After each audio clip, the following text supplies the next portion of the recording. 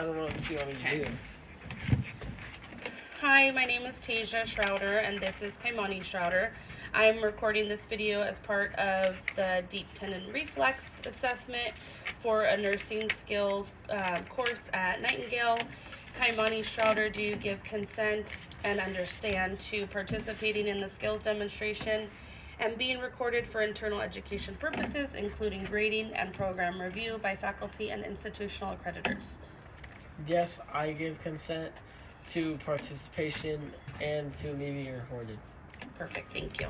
Okay, so we'll just put that there. Okay, so hi, I'm Tasia Schrouder, and today I'll be doing the deep tendon reflex video. So first I would go into the patient's room, close the door or the curtain for patient privacy, and perform my hand hygiene.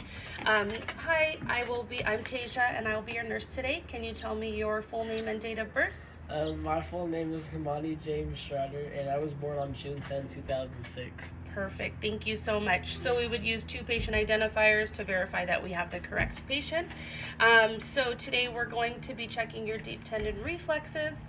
So this is going to be assessing the intensity and the reflex, excuse me. So it's important in pregnant patients because it would indicate to us if the patient has preeclampsia or eclampsia, and it would also indicate to us if the patient has magnesium toxicity. That would be in our patients that are receiving magnesium sulfate. So when we're checking the deep tendon reflexes, we're looking at them on a scale of 0 to 4. So 0 would be absent, 1 would be diminished, 2 is normal, so it's kind of what we're looking for, and then 3 would be brisk, and 4 would be hyperactive with clonus. So if we observe a 0 or a 1 in a patient receiving magnesium, then we would be concerned with magnesium toxicity.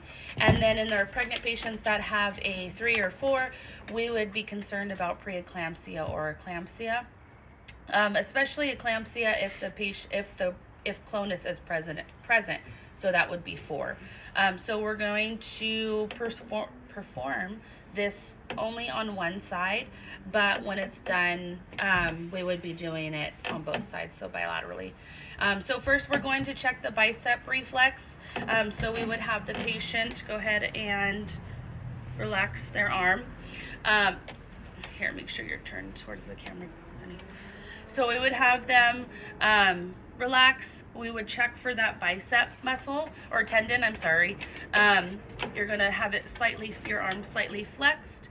We would locate the bicep tendon, and then the expected outcome would be contraction of the biceps and slight flexion of the forearm. So go ahead and relax. Sit up straight for me, please. And then we're going to go ahead and relax. Perfect. So we're looking for that, again, that contraction of the bicep and the slight flexion of the forearm. Next, we're going to do the tricep reflex. Go ahead and sit up straight. There you go. Perfect. Make sure we can see it on the camera. So the tricep reflex, so we're going to locate the tricep tendon just above the elbow. So it'll be right here. And then we're going to tap.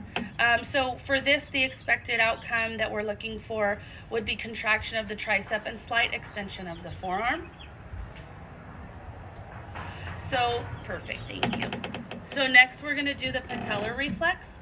So then we're going to go ahead and relax your foot. You're going to let it dangle. So scoot all the way back in the chair, please.